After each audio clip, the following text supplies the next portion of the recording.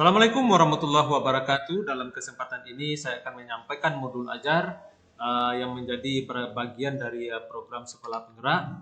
Nah, di dalam modul ajar ini ada 4 bagian yang akan dipelajari. Yang pertama adalah konsep modul ajar, kemudian yang kedua komponen modul ajar, kemudian prinsip penyusunan modul ajar, kemudian terakhir adalah prosedur penyusunan modul ajar.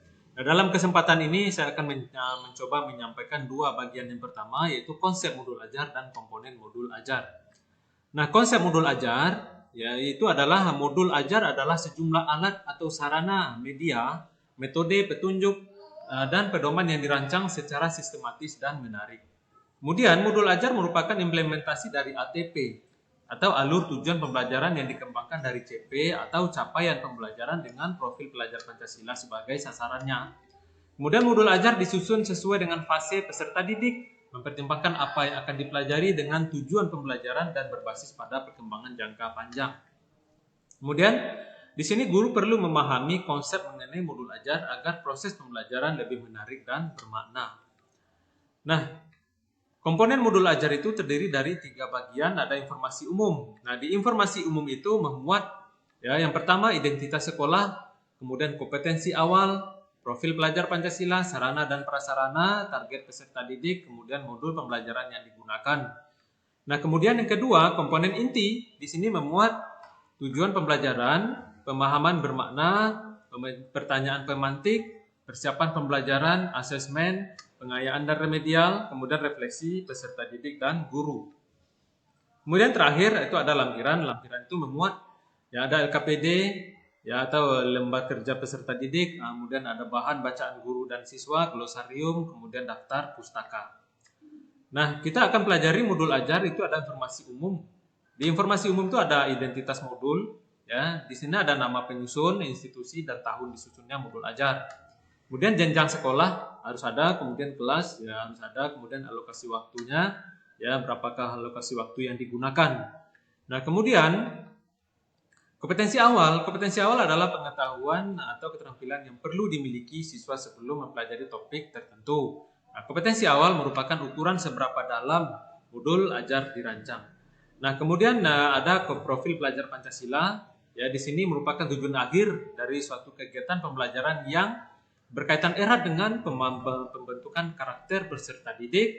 Nah, profil pelajar Pancasila itu dapat tercermin dalam konten atau metode pembelajaran. Di dalam modul pembelajaran, profil pelajar Pancasila itu tidak perlu mencantumkan seluruhnya, namun dapat memilih sesuai dengan kegiatan pembelajaran dalam modul ajar. Kemudian ada 6 dimensi profil pelajar Pancasila itu harus saling terkait dan terintegrasi dalam seluruh mata pelajaran. Itu melalui yang pertama itu ada materi atau isi pelajaran kita, kemudian ada pedagogi, kemudian ada kegiatan proyek, kemudian ada asesmen. Nah, kemudian setiap modul ajar itu memuat satu atau beberapa unsur dimensi profil pelajar Pancasila yang telah ditetapkan. Nah, kemudian ada sarana dan prasarana, merupakan fasilitas dan bahan yang dibutuhkan untuk menunjang kegiatan pembelajaran.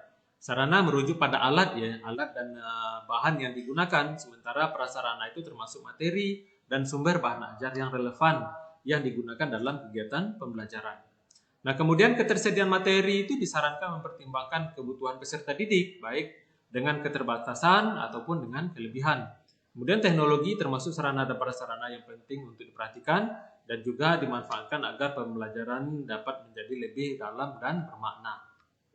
Kemudian ada target peserta didik, Nah, di sini peserta didik itu memiliki beberapa mungkin tipikal peserta didik reguler itu umum Jadi umum itu secara umum tidak ada kesulitan dalam mencerna atau memahami materi ajar. Kemudian ada peserta didik itu yang mengalami kesulitan belajar, mungkin memiliki gaya belajar yang terbatas hanya pada satu gaya, misalnya dia hanya audio saja, mungkin bisa dengan video saja, itu kan macam-macam Kemudian memiliki kesulitan dengan bahasa dan pemahaman materi ajar, itu kurang percaya diri, kesulitan berkonsentrasi jangka panjang dan sebagainya. Kemudian peserta didik dengan pencapaian tertinggi mencerna dan memahami dengan cepat, mampu memahami keterampilan berpikir tingkat tinggi atau HOTS dan memiliki keterampilan memimpin.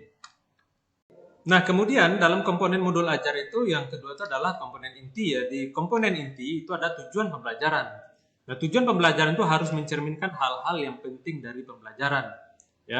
apa hal yang penting itu ya kita harus mempelajari ini penting ini enggak ya, dan harus bisa diuji ya dengan berbagai bentuk asesmen sebagai bentuk dari unjuk pemahaman. Nah kemudian ya tujuan pembelajaran itu menentukan kegiatan belajar ya, kemudian sumber daya yang digunakan kesesuaian dengan keberagaman murid dan metode asesmen yang digunakan. Kemudian tujuan pembelajaran itu bisa dari berbagai bentuk, ada pengetahuan berupa fakta dan informasi, dan juga prosedural, pemahaman konseptual, pemikiran dan penalaran keterampilan, dan kolaboratif, dan strategi komunikasi. Nah kemudian di komponen inti itu pemahaman bermakna. Ya, pemahaman bermakna itu adalah informasi tentang manfaat yang akan peserta didik peroleh setelah mengikuti proses pembelajaran. Manfaat tersebut nantinya dapat peserta didik terapkan dalam kehidupan mereka sehari-hari. Kemudian contoh kalimat pemahaman bermakna itu ya misalnya manusia berorganisasi untuk memecahkan masalah dan mencapai suatu tujuan. Kemudian makhluk hidup beradaptasi dengan perubahan habitat, ya itu contoh kalimat pemahaman bermakna. Kemudian ada pertanyaan pemantik, ya di komponen inti itu. Pertanyaan pemantik itu dibuat oleh guru untuk menumbuhkan rasa ingin tahu dan kemampuan berpikir kritis dari peserta didik. Pertanyaan pemantik memandu siswa untuk memperoleh pemahaman bermakna sesuai dengan tujuan pembelajaran. Contohnya, ya pada pembelajaran menulis cerpen, guru dapat mendorong pertanyaan pemantik sebagai berikut. Apa yang membuat sebuah cerpen menarik untuk dibaca? Kemudian jika kamu diminta untuk membuat akhir cerita yang berbeda, apa yang akan kamu usulkan?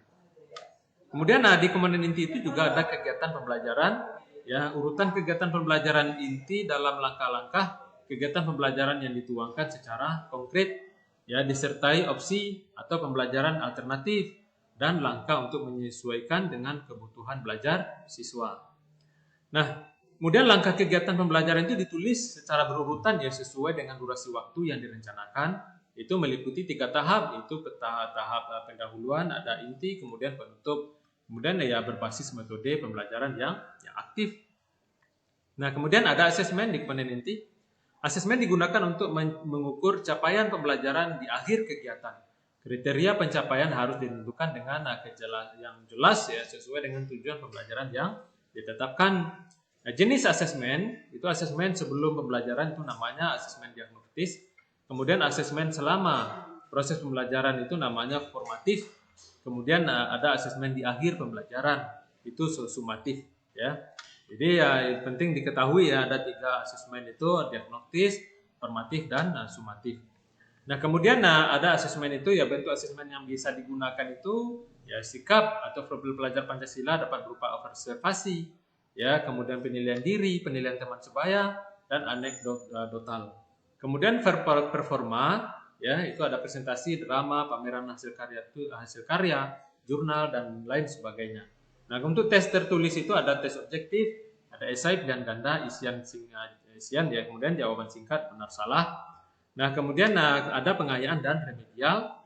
Nah, pengayaan adalah kegiatan pembelajaran yang diberikan kepada peserta didik dengan capaian yang tinggi agar mereka dapat mengembangkan potensi secara optimal. Remedial itu ya, remedial diberikan kepada siswa yang membutuhkan bimbingan untuk mempelajari materi atau pembelajaran mengulang. Saat merancang kegiatan pengayaan perlu diperhatikan mengenai diferensiasi, contohnya lembar belajar atau kegiatan yang berbeda dengan kelas. Ada lampiran ya, lampiran itu lembar kerja siswa ditujukan kepada siswa, bukan guru ya, dan dapat diperbanyak sesuai dengan kebutuhan untuk diberikan kepada peserta didik, termasuk peserta didik non reguler. Kemudian bahan bacaan guru ya. Bahan bacaan guru itu peserta didik digunakan sebagai pemantik sebelum kegiatan dimulai atau untuk memperdalam pemahaman materi pada saat atau akhir kegiatan pembelajaran. Nah, di lampiran ada glosarium ya ditujukan untuk peserta didik, juga bukan guru dan dapat diperbanyak sesuai kebutuhan untuk diberikan kepada peserta didik termasuk peserta didik non reguler.